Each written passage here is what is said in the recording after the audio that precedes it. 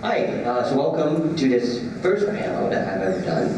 And I have a very awesome group of people that I was able to talk with in the last few minutes in regards to the art, engineering, and the management of how to create a more immersive XR product.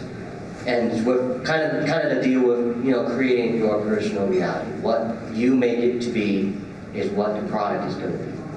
And so we'll start. I'll intro myself last. So I'm going to start at the end with Adam, and we'll work our way down and get this started. Thank you. There may be a delay.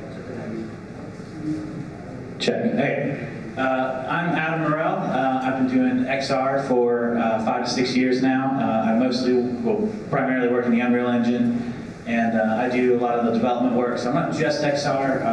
Unreal Engine is kind of my specialty, but XR is something I've spent a ton of time doing. Hey everybody, I'm Woodlee. I've been in XR for about 10 years. We started using AR a long time ago and started prototyping our own VR headset at one point. Using infrared lights and Wi-Fi signals to try to triangulate. And thank God smarter people at Oculus came out because we were way out of our depth. Beyond that, I started Accenture's XR, or I was one of the founders of Accenture's XR capability at about 4 people. When I left there, we were about 350 globally. Now I'm kind of running around in the startup world again, but I love XR, happy to be here.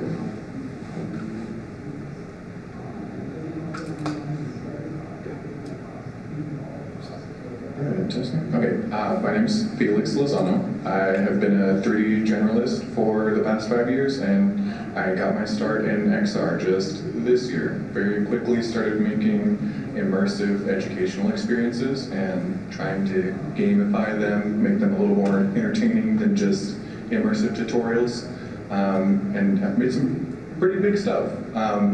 There was some classrooms for Arizona State University, and currently working on an educational experience for K through 12 on behalf of the Department of Defense about submarine manufacturing. Are we recording on you? Yeah. We're recording on you, so I gotta use the mic? Yes. I was just gonna talk, I mean, like, I'm sure people that are not in the back row, who cares? Anyway, all right, my name is Patrick Jesseman. I am the founder of Alchemy Labs. And we have some very interesting input. I don't do exactly what these guys do, but for a reason, now I'm just going to get into it. But that's about it. Hey everyone, my name is Zachary Kosma. I am a self-taught technologist. I've been doing Unity for over 17 years. I've been doing VR for just about 9. I got my Oculus DK2 in 2016, and I've fallen in love with VR since. It's been kind of the biggest proponent of my career. I currently teach at Atlas School, where I teach VR programming, all sorts of different, programming and computer science. VR is near and dear to my heart. I've worked in startups, I've done contracting, I've done my own little games and prototypes, made myself sick in Unity with VR, all the fun stuff that comes with being an XR developer. Awesome, thank you guys. So I'm Hadi Rumjahn. I mainly do in the XR software engineering space. And I've been working with VR, probably look it up again, but it's been 6 to 7 years.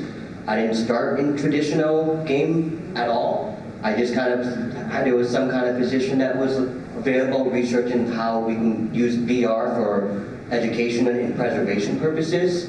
And then they were like, okay, you've used Unity, let's give it a try. Never made a 2D game or 3D game in my life, jumped straight into VR. And so that's the cool part is, you don't have to start in specific areas. You can really just jump in and really make what you want to be.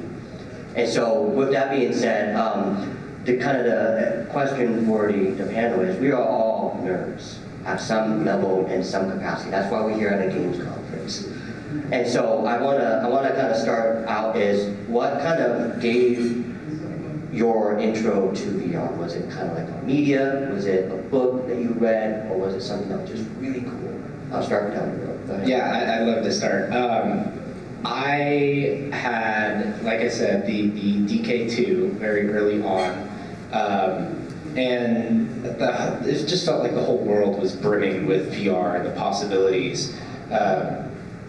Sometime before that, I don't remember exactly when, but I picked up a book called Ready Player One by Ernest Cline, and it was just transformational to take a look and finally have like a piece of fiction that represents, you know, what I saw as possible with games and this cool technology future that you know we're all stepping into.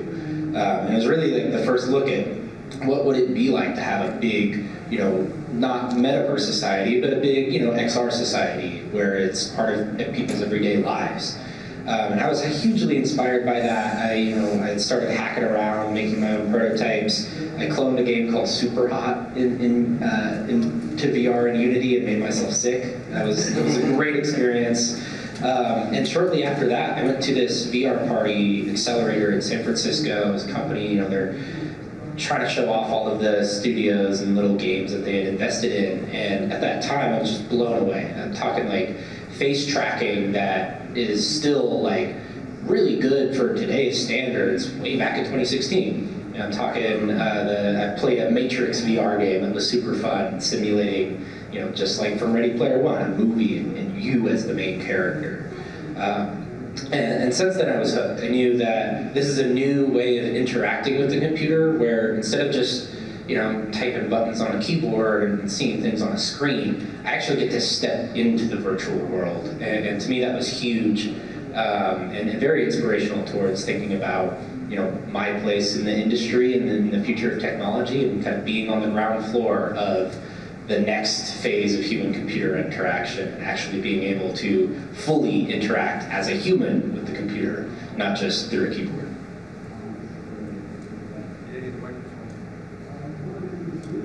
All right, so for me it's a little bit different, a little bit, maybe. I won't call out William back there, but for the most part, I'm a little older. So my experience is way back in the 90s when they had the 74-pound headset that was attached by a tether, and you had to stand in this stupid ring. Yeah. And when I first saw this, I was like, this is insane.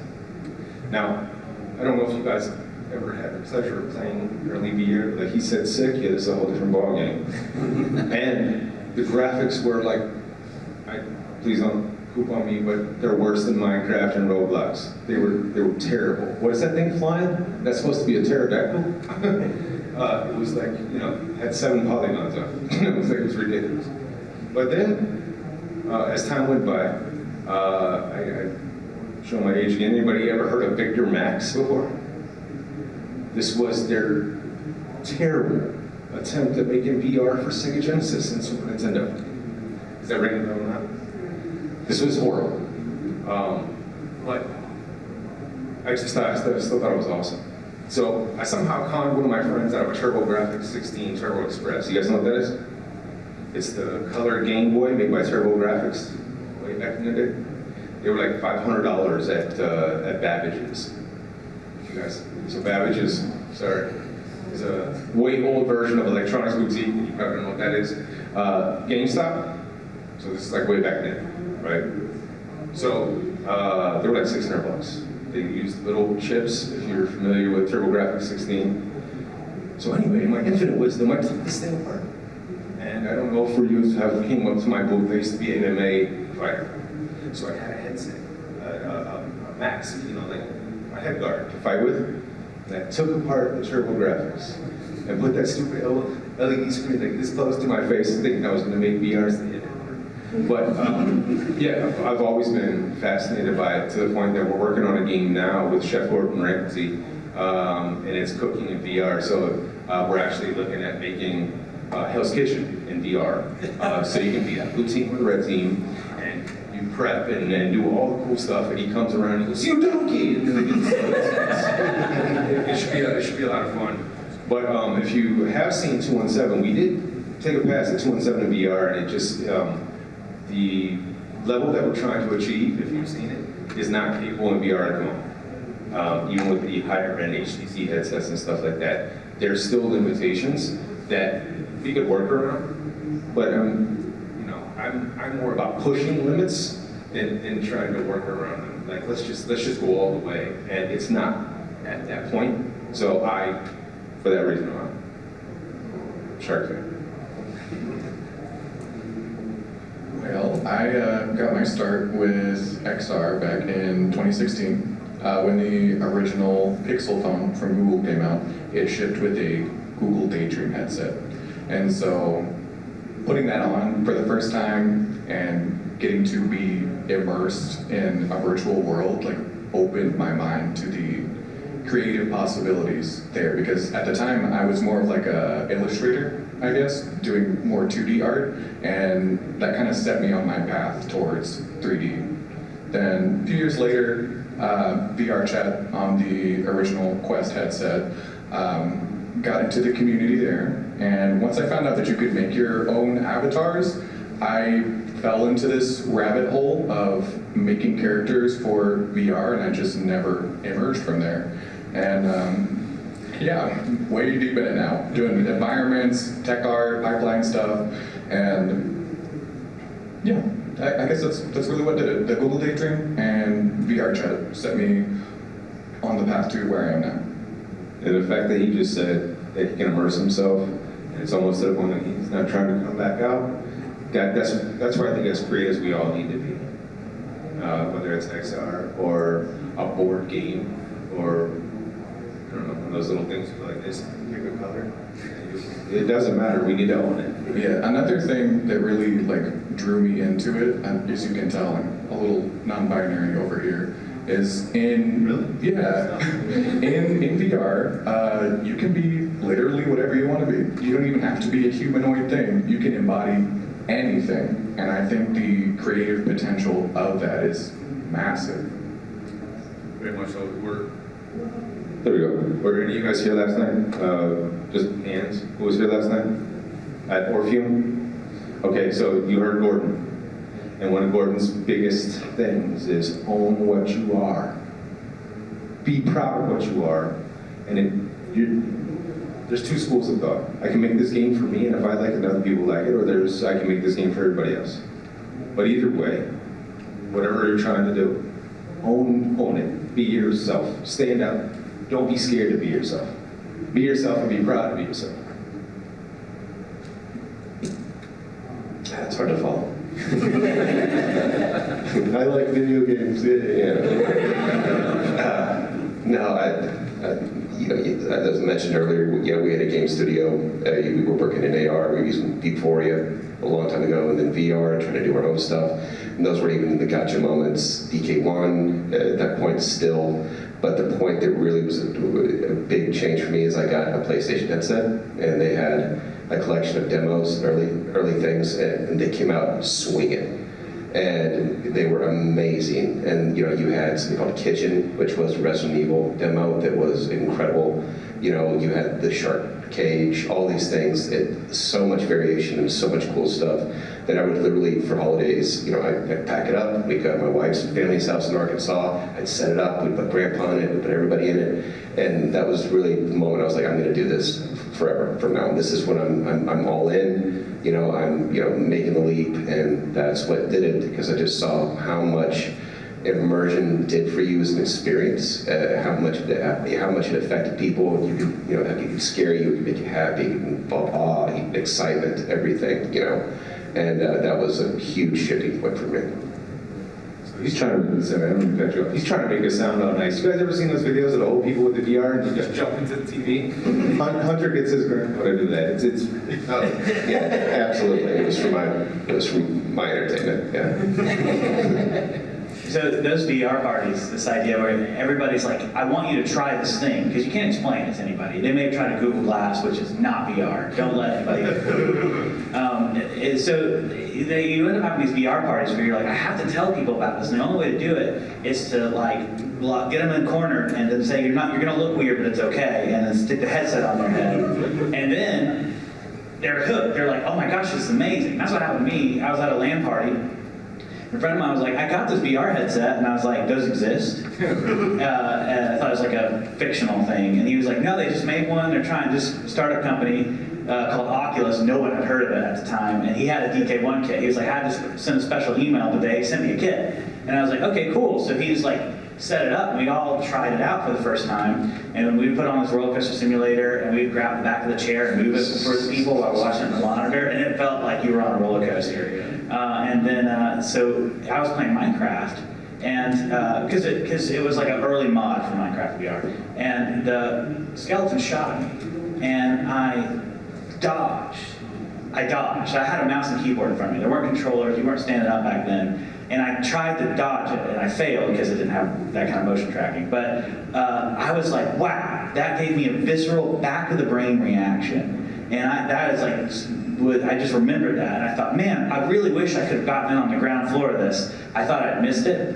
And at the time I was doing video work, and I was going to video school, which actually turned out to be very helpful for AR later, to understand how video masking and layering works and stuff, but and codecs. But I didn't realize I could get into the industry. And so years later, as I got into IT and then learned more about development, and then I started just running for VR. Because I was like, it's still the ground floor. Like it's a very slow ramp. VR's going up, but I was like, I still have a chance to get in this industry. I think everybody still has a chance to get in the industry. You didn't miss the boat. Like I thought maybe I missed the boat, but no, the boat's still by the dock, and we just got to keep pushing it.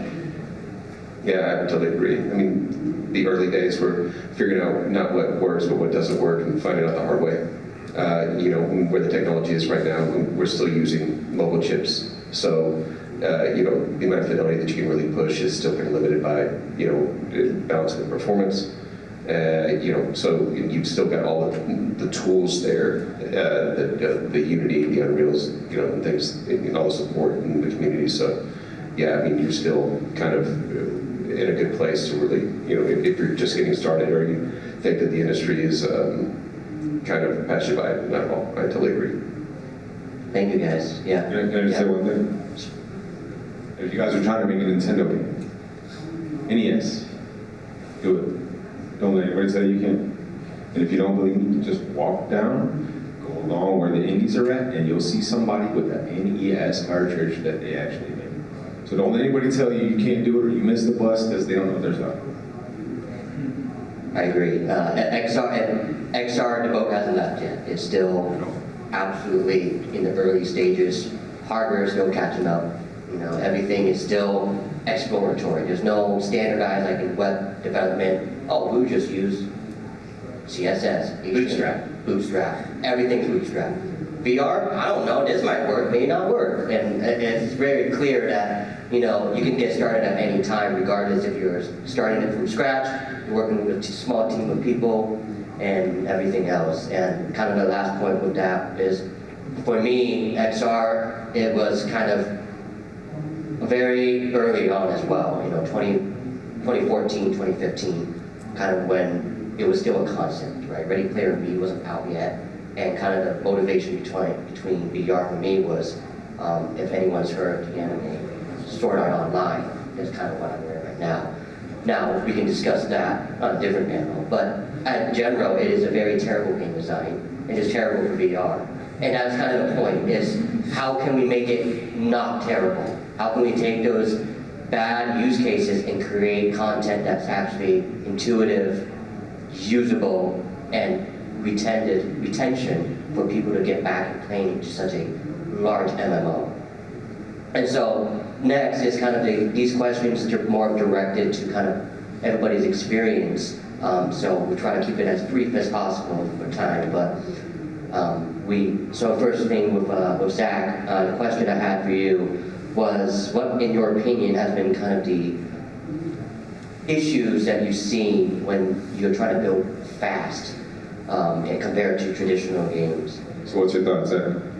Everyone wants to build fast, and it's kind of crazy. I mean, I've done a lot of contracting, and every client thinks that this stuff can just be pumped out like that. They see Gorilla Tag, and they're like, well, if Gorilla Tags was successful with those graphics, we could just put out a little crap game, right? Let me just interject real quick. You ever had anybody live like in a house where you got to take care of your lawn, like what do they call it? The people come around, and so you have to mow the lawn, right? And you have, say you're out there mowing the lawn for this lady, and this lady's like, "Oh, you missed the spot. You didn't do this right. You didn't." Well, if you could do it, why didn't you do it? So that's kind of the part of what I want to say with that. It's not as easy as, oh, it should just be. Yeah, this should take you an hour, right? Where the hell did you get that from? Yeah, well, and you know, there's pressure there. Like you wanna succeed on the client thing. You wanna build this fast. You wanna build your gorilla tag right before someone else goes and has the idea and build it. But VR is very different than other mediums. You know, you can do a game jam, rush out a quick game. But with VR, it's on a whole nother level of immersion and experience. So if you start rushing through things, you're going to be building UI that's inconsistent across different places in the game, and that'll just throw users way off because you've set an expectation for how the user interface should be. But then over here, you know, you're pressing a physical button to open up a digital menu, but over here, you know, you've got some sort of diegetic interface where you're, you know, like my favorite example of diegetic interfaces for VR is like put your hand up to your ear and rotate your hand to change the volume, right? Those are cool things. You can build all of these little experiments, but as soon as you start trying to build something that's more than just an experiment in VR, you really have to dig into the UX expectations and understanding how the user is going to walk through this journey. I think that's why things like Jump Simulator are so successful, because it's a very polished experience. It's not the most graphically beautiful thing, but it's meant to be an experience. And so I think the things that go wrong, you know, just like any project when you rush it, you make mistakes, things become inconsistent, but especially for VR, you train your users to understand certain interactions and engagements. And so if, you know, they're used to all interactions being highlighted and you have an interaction that's button-based and it's not highlighted, the user might never discover it. So I think there's tons of issues that come up, of course, with any rush project, but for VR in specific, if you're rushing past as a developer, you're not going to understand how the users are approaching your experience. So for fighting it, for, you know, combating and trying to make sure you're producing something palatable, take someone who's never really played VR games before and put them through your experience, and it will tell you so many things about your design and about where things are breaking down because they are rushed. And that's not even getting on the optimization part. I mean, we talked about mobile chips and you know, limited resources. If you're trying to do mobile VR and you're rushing it, you're building up technical debt that is totally going to prevent your project from being published on the Quest, right? And you'll be stuck with PC VR. Technical debt. Explain technical debt. Oh yeah, so technical debt is where when you're, you know, you imagine, hey, I'm going to take on some debt so I can do something now and pay it back later. Technical debt is we're going to build the system in a terrible way, a quick and dirty way, and fix it later, or address that, like, well, we don't actually know, you know, how players are going to queue into the game, if we're going to do a lobby or anything like that. So for now, we'll just load them directly into the match. And that adds technical debt later when you need to go and rework those things or rebuild them and fix them. So basically what you're saying is just like any other debt, let's stay away from it? Yeah, or do debt with me. I'll take on all your technical debt. Come develop with me. You know, pay me $15,000 a year. It'll work out. I'll do it for $40. Thanks, Zach. That's very good insight. That kind of leads to the question I have for you, Patrick. With, you know, this creative process, it's very difficult to get something out the door fast. Like getting the vertical slice is very misunderstood for people that hasn't been in games, especially, and they don't understand what that is. So what is some of the insights that you have for, you know, creating that fast, buildable vertical slice to get attention to your game? So if you guys haven't seen our booth, just look at our booth. You see this gaudy white outfit? We're trying to stand out. There's 20,000 games being made a month or more. So how do you stand out? You could be efficient, you could be fast. Here's what I think, and it's really worked for us, because we're Nobody's going to tell us what to do. We're just going to try it. So create excitement around what you're doing. You don't need a full game yet. You need to sell your concept before you dive into a whole game. If somebody's not even going to entertain the idea of you doing a dolphin simulator, why go all into this? Now, this is when you have to look at the technical debt, like he was saying. Is it worth your time? So the quickest way to get a vertical slice that's going to make them go, I'm interested. Not a demo. We don't need a demo. You need to sell them on the concept. That's the quickest way. And if you imagine and you believe, then we move to the next step. But there's caveats to this. Okay, so the Chef Ramsay game is called Feel the Heat because we wanted it's VR, we want you to feel the heat. So it's Kitchen Nightmares, the other one. Hell's Kitchen, Feel the Heat. We started that before we started 217. If you guys have seen 217, you'll see how polished it is. VR, XR, presented more problems than we had enough time to address.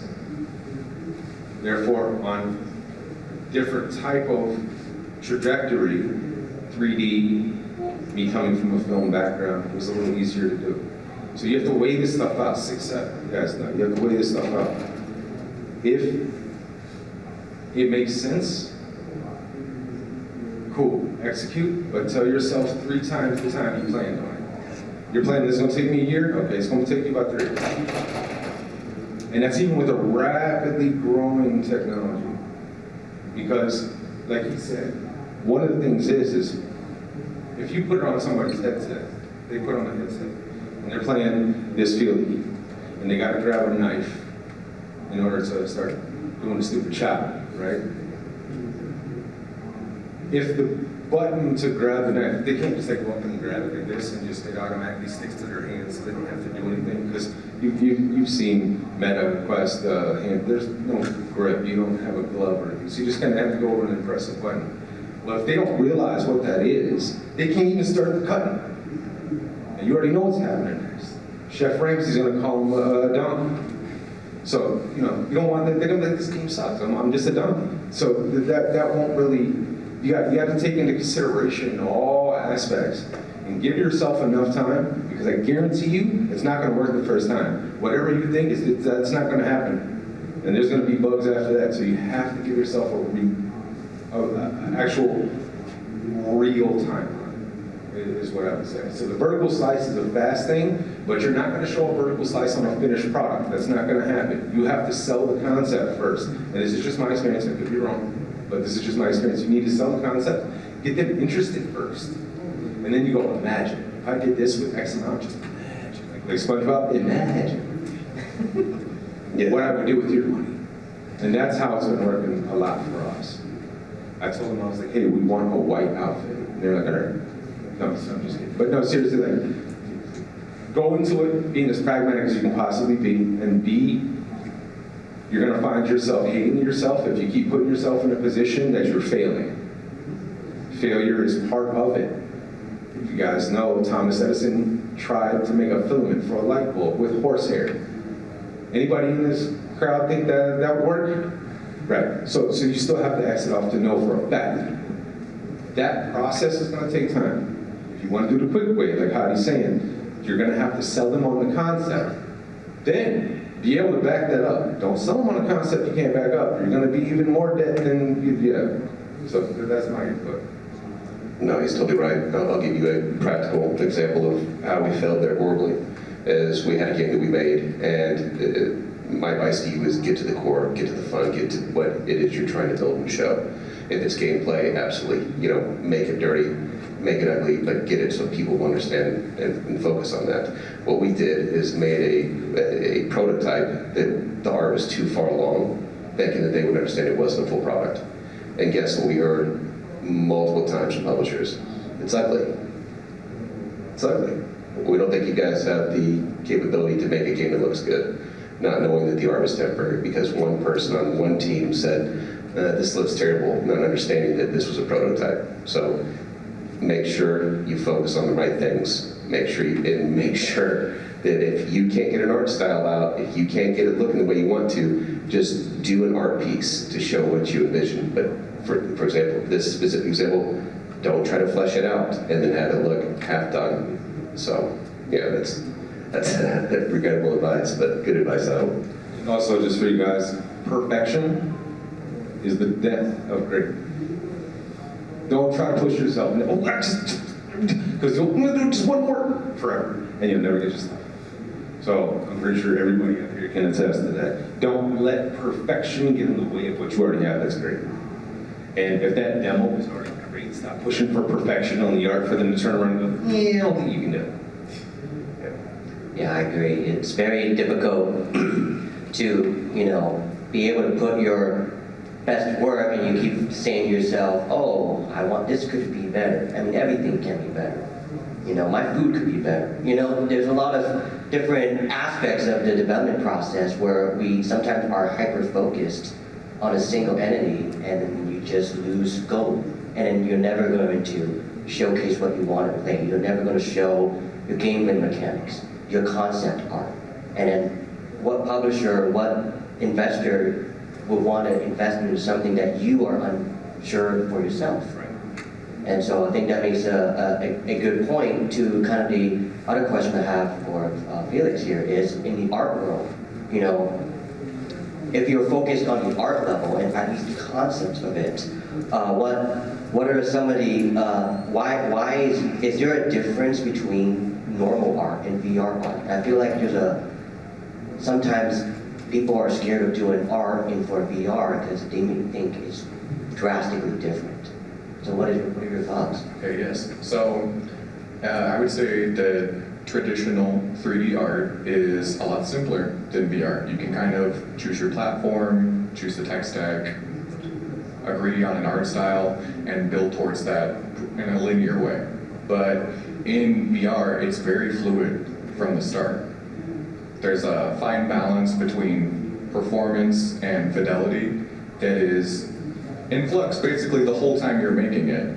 You have to pick and choose, like, do I want this part to run well, or do I want it to look this way? And like walking that line is probably one of the most important skills that you could have as a VR artist. Like being able to choose between what to sacrifice in order to get the thing built.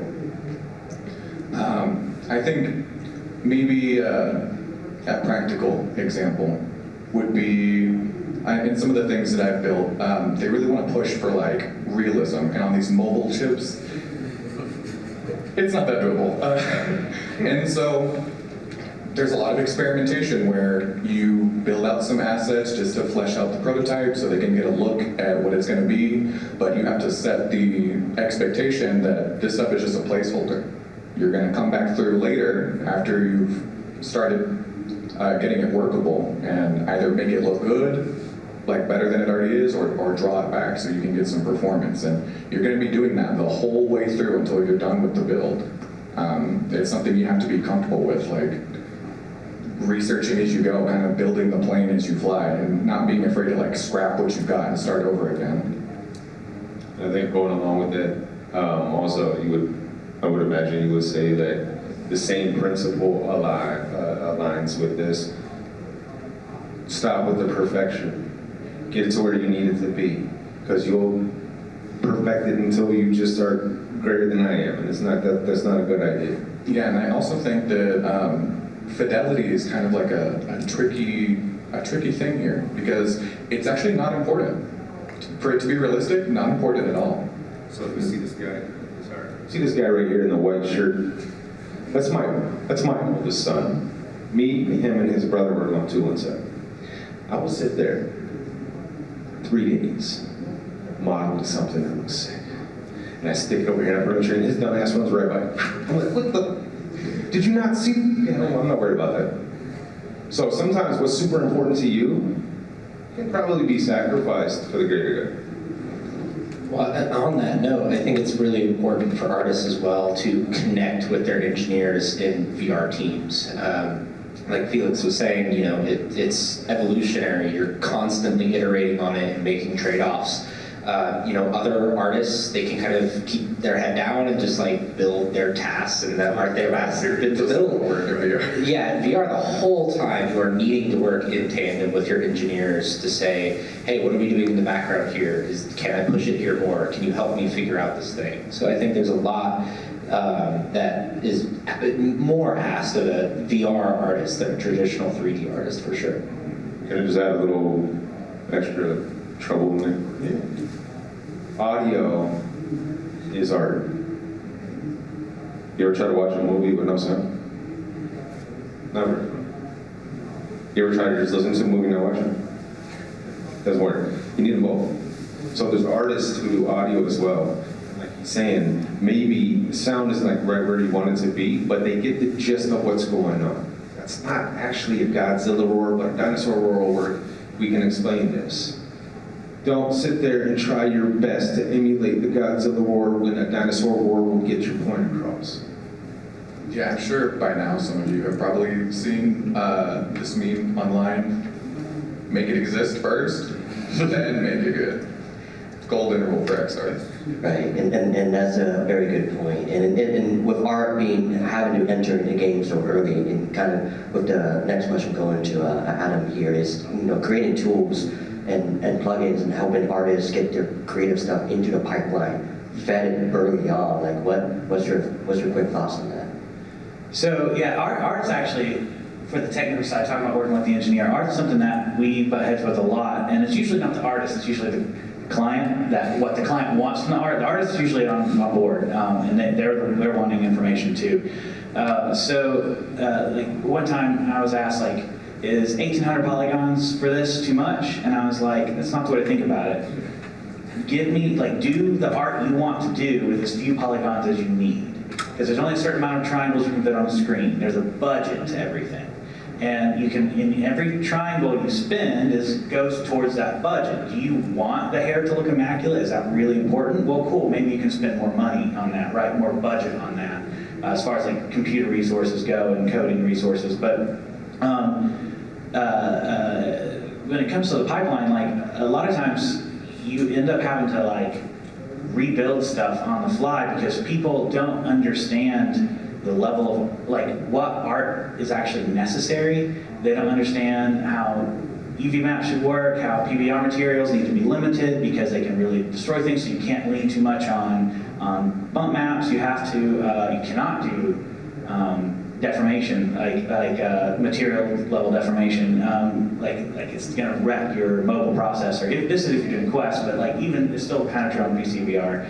There's a thing called draw calls. I'm sure a lot of you are aware of it. There's a certain amount of times you can talk to the graphics card, and there's a bus too. There's a certain amount of room you have to have that conversation. I think for Quest 1, if I remember correctly, I think you had 33 draw calls you could do per frame. Now it's up significantly since then. I can't give you an exact number for like the Quest 2 and 3. But to give you an idea, you can do about 30,000, 300,000 draw calls for like a PC game, like a high-res PC game, like something like Call of Duty would be using tens of thousands of draw calls. And so you got an artist that's like, oh, I know how to do technical art, and they give you something and it's got 10 material slots. And you're like, cool, that's 10 draw calls to put that one thing on frame, and it's really tiny, and it's going to be in the corner. But it looks good. But it looks great, yeah. But it's not going to very long when the Quest starts having to automatically decide what to throw away to try to render it, and people start getting sick, and I could go on and on and on. But yeah, as far as art goes, you have to be on the same page right from the start. If everybody is working in tandem in step, you can start testing it and checking it and getting things set up to work the right way as you go, and then at the very end you can bake everything together. You don't have to have it all, you don't have to optimize it perfectly as you go. You optimize it moderately as you go, and at the very end you can lock it in, because the more you pre-rendered, the more you've got pre-done, the more you've got things baked together and finalized, the less you have to render at runtime. That's what the budget's used for, right? But that means it's harder to change in the creative process. So pick your battles, and at the very end, lock it in and get that extra 10, 15 frames a second. But try to keep it playable up to that point. Yeah, and I agree with that. And that kind of leads to the final part of what now we have all of these pieces. We got the art, we got the engineering, and kind of leading to the question for you, Hunter, is, how do we think about directing all of these? What does the client want? What does the client need? Kind of a deal. And just like how do we make sure that we're on track to scale our product to make sure that we have the engineering that we need, we have the art that we need? I would say it's all going to be about the team that you put behind whatever you're building. A lot of people, when you start out in the beginning, you're starting with your best friends, the people that you know the best, that you can count on. And as you scale and grow a company, then you can go to war with those people every time. They're going to give you a killer product every single time. You can count on them. The design is going to design something that fits within the realm of what the client needs, whether they know it or not. The artist can build something the client may or may not know that it's going to look great, it's going to feel good, so on and so forth. But as you start building and growing your company, the people you start hiring are going to be coming out of your comfort zone of who you bring in. So there's going to be people that you don't know. It's going to be people that, programmers especially, were always so hard for me to hire. With an artist, you can look at their portfolio and know they can do good work. You can talk to them and go, she's a pretty nice person. I think she'd fit in great. Designers can think, but programmers can be hard. You can't show code. I have a resume problem where it's like, I actually showcase lesser code that looks nicer because the artist that worked on it did a really good job, because I can show this awesome database. No one has any clue it's awesome because it looks cool. Yeah. Sorry. No, you're totally right. So as you grow and scale, you need to make sure you're getting the right people that are going to keep the right culture within your company. That's always going to be a big deal. It takes one person to ruin an entire company. I hate to say that. Especially when you're under 50 people, under 100 people. Toxicity is infectious. So being careful about the people that you surround yourself with, and also making sure that you stay lean with your company, as lean as possible. If you can outsource something and keep it from being something that you have to do in-house, outsource it. But that being said, there's a good balance with your company and your employees. Don't run your people into the ground. If you're trusting your people to keep a good community, keep a good, good attitudes, and you just can't beat your people up, make them feel heard, make them feel known, and let them be able to kind of give their input where needed. If you can balance all these things, you're going to be able to scale and grow and give the things you need to your clients. If you don't, your company can suffer, your client work can suffer. So I'd say, invest as much as you can in your people. I'd say that more importantly than your company.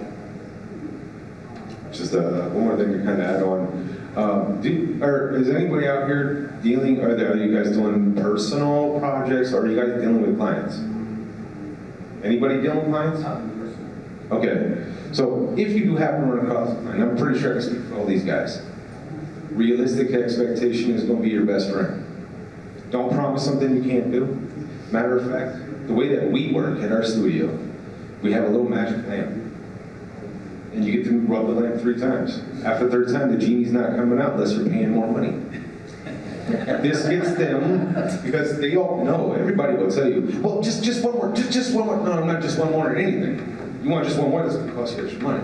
Your one more is very expired.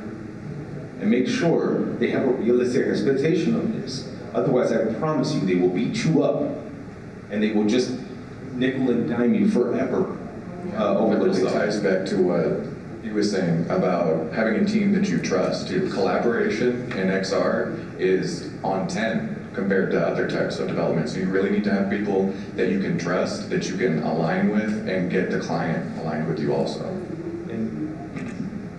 That's great. All right. So another thing with XR is when you're working with the team, like they're saying, this isn't really a pass-off thing. Okay, so he's in Oklahoma. I'm here in Wisconsin. Where are you at? Kansas. Okay.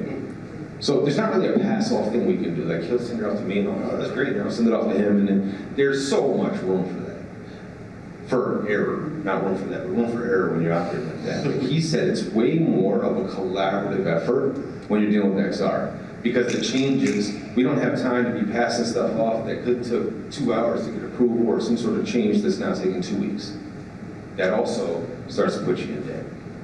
Yeah, and adding to that, to Hunter's point, almost we're at time pretty much here, but the last thing is like hiring the right people, having the trust within your team members, your art team, your engineering team, your management team. Leadership is such a huge role, and if you have the wrong type of leadership, your project will go out of scope. If you have the wrong art person, and it might derail your project in months. So. We're at time. I appreciate everybody joining this panel. I hope you guys took away some details, and hopefully might see you again next year. Thank you, guys. For sure. Thank you, guys. We'll stick around, maybe in the back or whatever, if anybody has any questions.